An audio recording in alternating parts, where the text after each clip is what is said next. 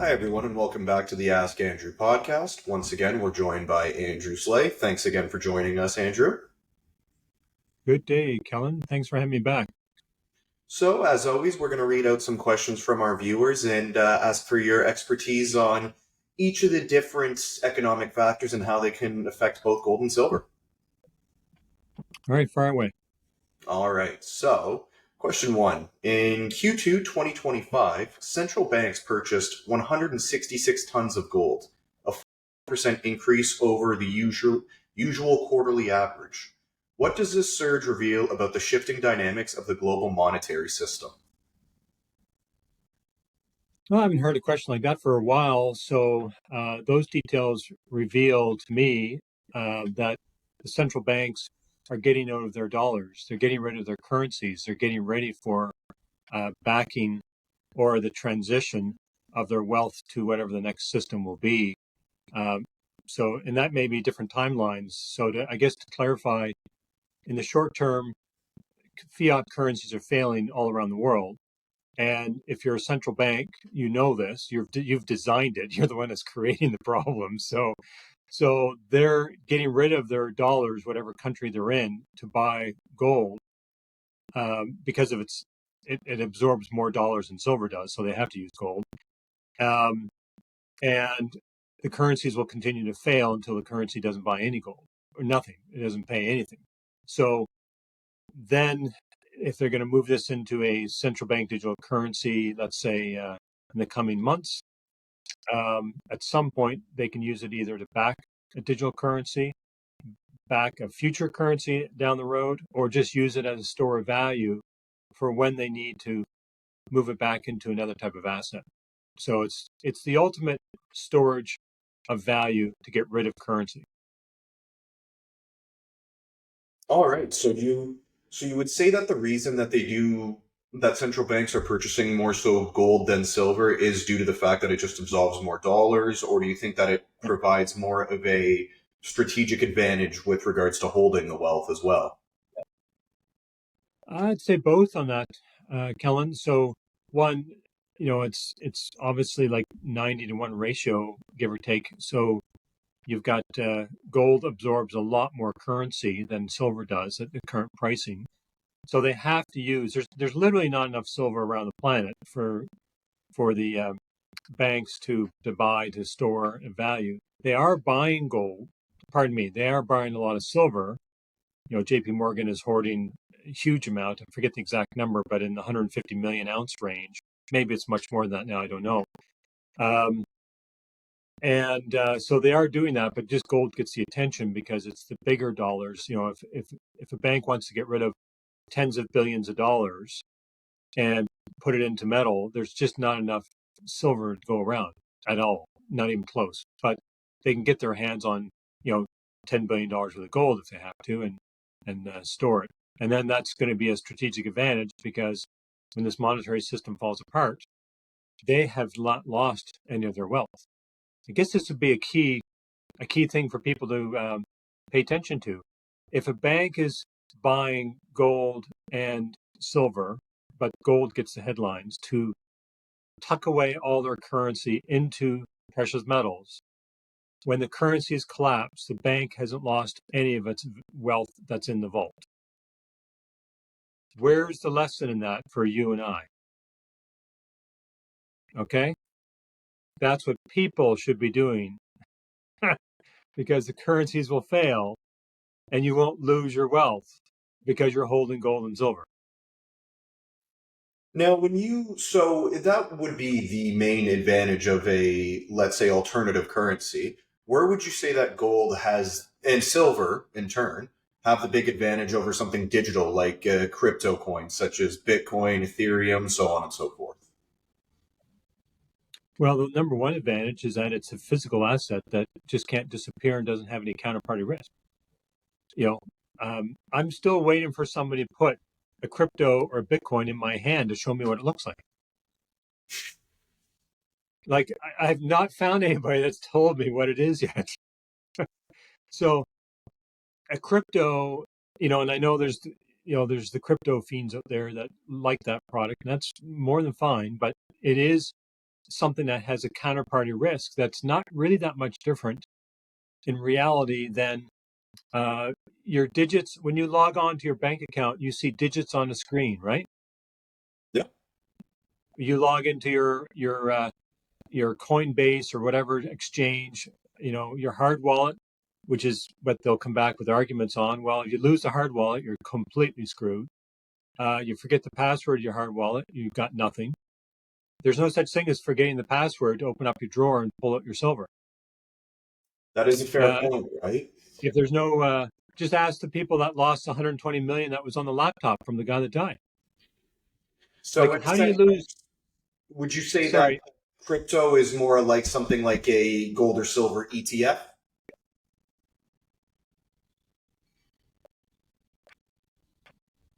I guess that's a fair analogy. I was going to say I think it's almost worse. But um, it's a very volatile object that there are people out there on the web, some pretty genius people out there like David Bateman that I'll quote. That cryptos are a psyop. Yeah. And so, the number one thing, he's a billionaire, and the number one thing he's buying is gold and silver. And That's a good point, right? So, and we even okay, see it, or if he's not buying physical gold and silver, he's buying the junior mining stocks as well. So, now, we he's not even buying that; he's buying physical gold and silver. So, fair enough. in his statement, I quote, you know, um, uh, crypto, real estate, stocks, and bonds will lose significantly in the next market crash. And it's basically, compared to precious metals. And you go back and look at the lesson from the Great Depression and other similar circumstances around the world in the last 100 and whatever years. Every time we've been into this type of Great Depression, currency problems, banking problems, all this kind of shenanigans that's going on around the world, the history dictates and has written the people that emerged over these troubling times back in the Great Depression, Israel 1985, Cyprus, just a decade or two ago, Turkey modern day, Greece, Ireland, all these places that lost everything in their fiat-based currencies, whether it be by banks shutting down or otherwise, those that had precious metals lost nothing. So, like, if people don't want to listen to and go back and look at history, they're ignoring what's coming on. So, I would Well, not be I would not be just turning a blind eye to any of the stuff that's going on. well, you're not wrong, right? History can usually dictate the future, or at least not dictate it, but it can give you a Well, good it resembles vision it of the future. resembles the You could future, say uncanny resemblance, that's for sure. that is a good way to put it. So why don't we move on to something it's actually very recent. As Jerome Powell delivers his speech at the Jackson Hole Economic Policy Symposium, how might silver respond in the markets and what factors could influence its next move? You want to repeat that one more time, please? Of course. As Jerome Powell delivers his speech at the Jackson Hole Economic Policy Symposium, how might silver respond in the markets and what factors could influence its next move? Well, there's a lot of talk on whether Jerome Powell will cut interest rates or not. So if he cuts rates, gold and silver are going to go up dramatically. If he doesn't cut rates, um, I think they'll go up less dramatically. so, so the market is starting to figure out that this is not the Fed is no longer in control of the market, collapse. They're just pumping money like crazy into this to prop it up, and money printing alone, is inflationary and pushes gold and silver up. If they cut interest rates, that means they're money printing even more, and that's still going to have the effect of pushing silver and gold up. So, I saw an article the other day that I didn't really listen to yet, but it was talking about something along the lines of the world elite money out there are looking to corner the silver and gold market. Now, when you say So, corner, can you elaborate on that a little bit?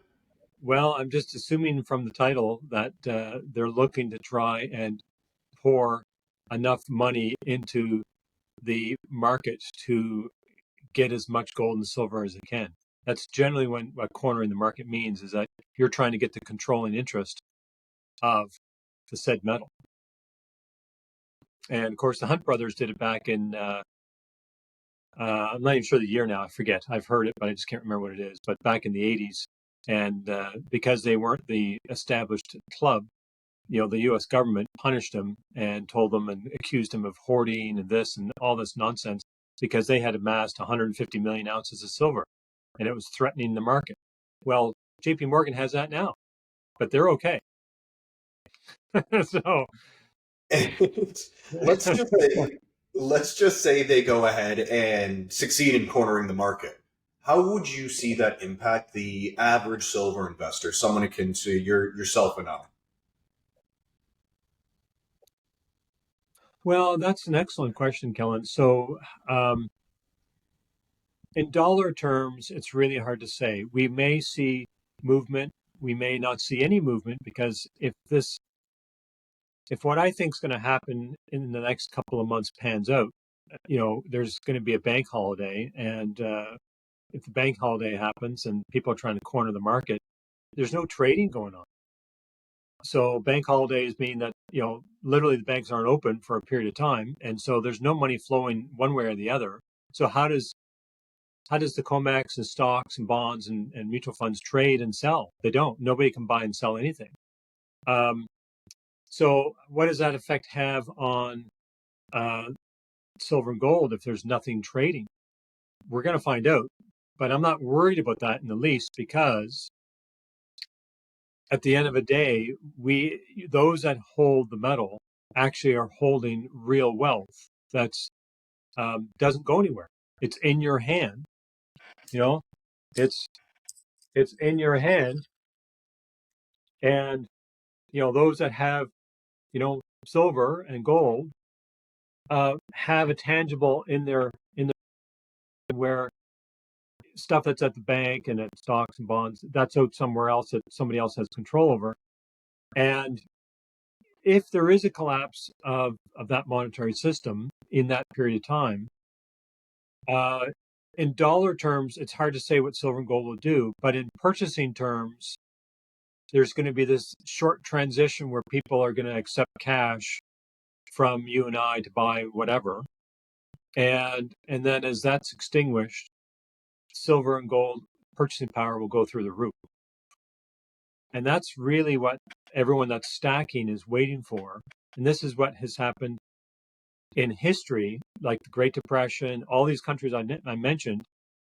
The system comes down, everybody is broke, all these other assets out there fall dramatically in value against silver. And you buy houses and property for 1 or 2 ounces of gold, 60 ounces of silver, whatever, and you amass assets.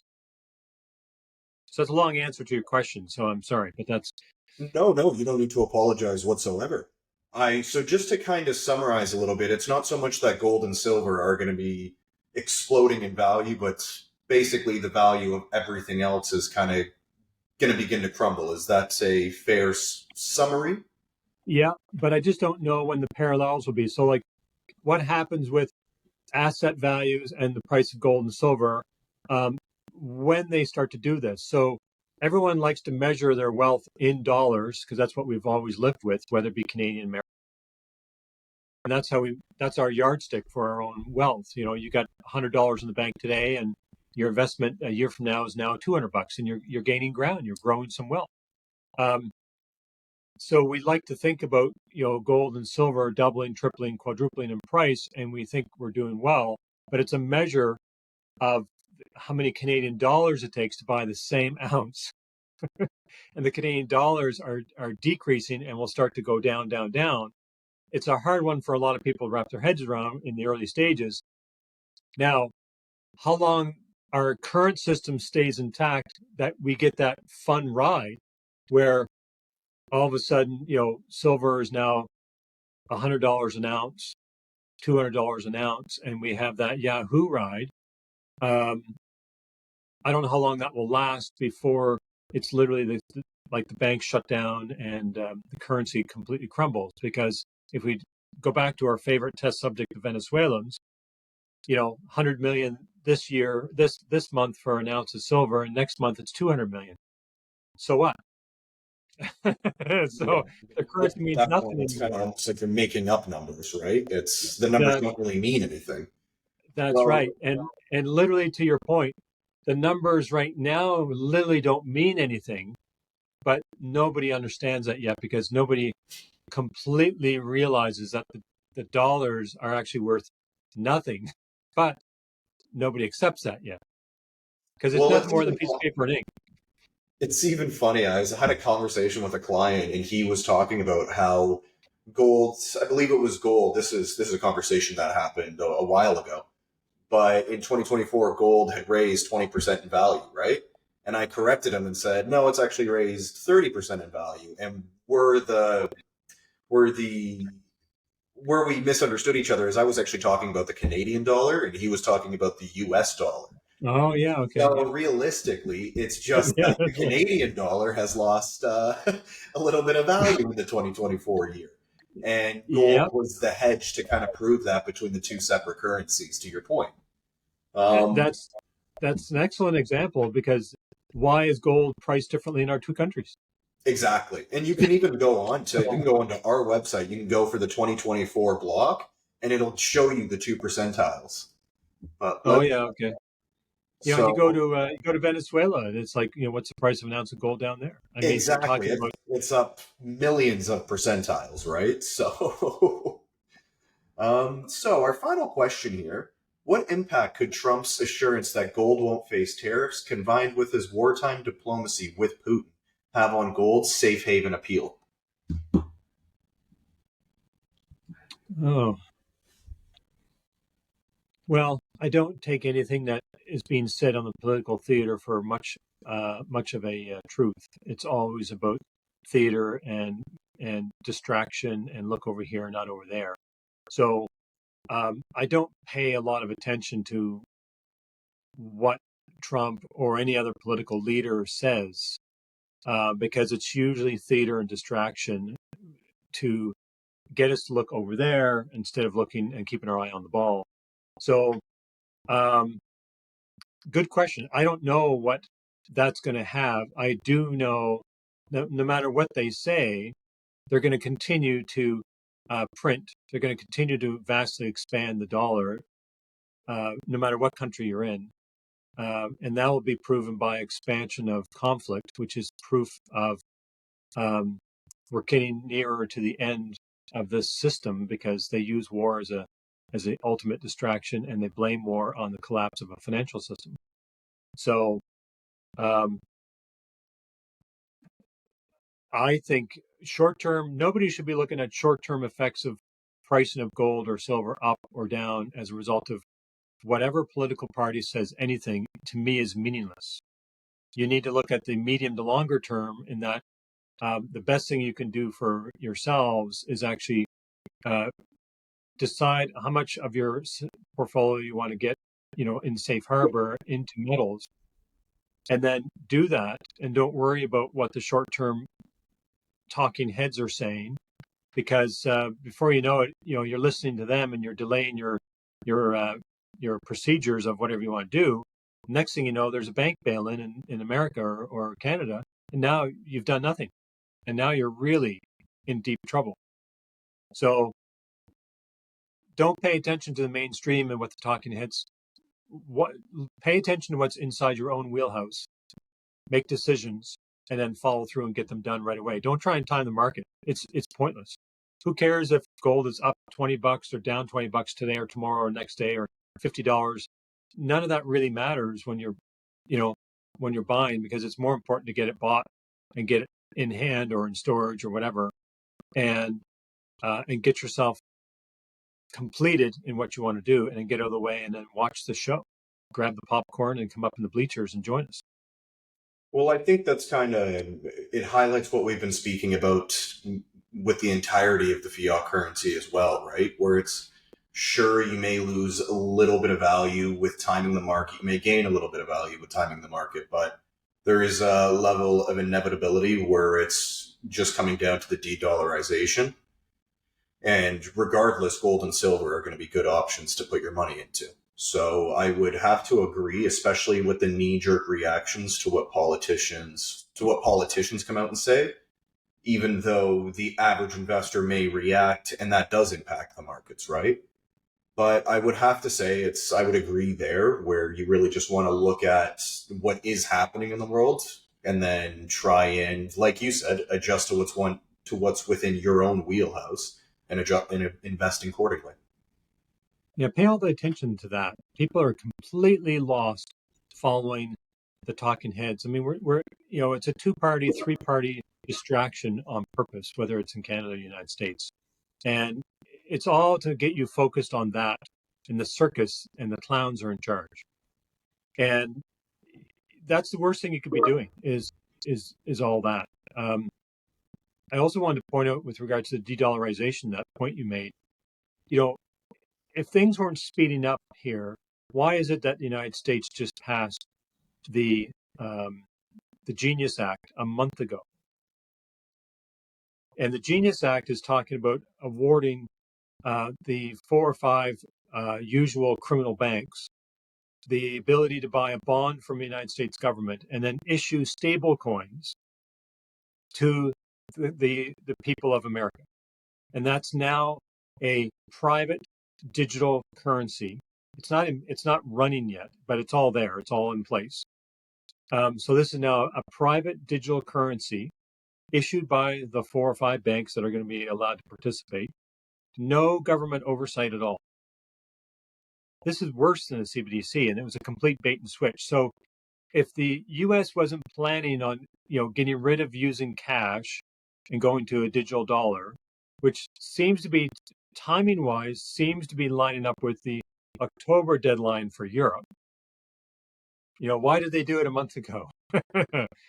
Like, if you ignore those things, you do so at your own peril. And so if they turn around and they flip the switch on this thing and they join Europe, because all this has to be done at the same time. So whatever the date is, I'm trying to find an exact date on when Europe is going to flip it. All I've ever heard was October deadline, but that could be the 5th or the 10th or whatever. And so if that all flips for October based on what they're doing, and some people are just watching whatever Trump says and whatever that, like they're completely Trump derangement syndrome. They're missing the whole point. Forget about what he says or doesn't say. It doesn't matter. Get your financial house in order and don't pay attention to whatever the talking heads say in politics. It means nothing. Well, I couldn't agree more with you there, Andrew. And I think that's the perfect way that we can wrap this up. So once again, thank you very much for joining us. Our viewers asked some very good questions today. I couldn't have come up with any better ones myself. Yeah, no, they were good. Thank you very much for asking them, and thanks for having me back. For any viewer that's trying to get in contact with you, how would they do so? So they can call the office 1-888-861-0775. My extension is 230. You can send me an email at deathofthedollar@sprottmoney.com. That's deathofthedollar@sprottmoney.com. And anyone needs to have more clarification or ask me some questions, they're free to reach out. Perfect. Once again, thank you very much for joining us, Andrew.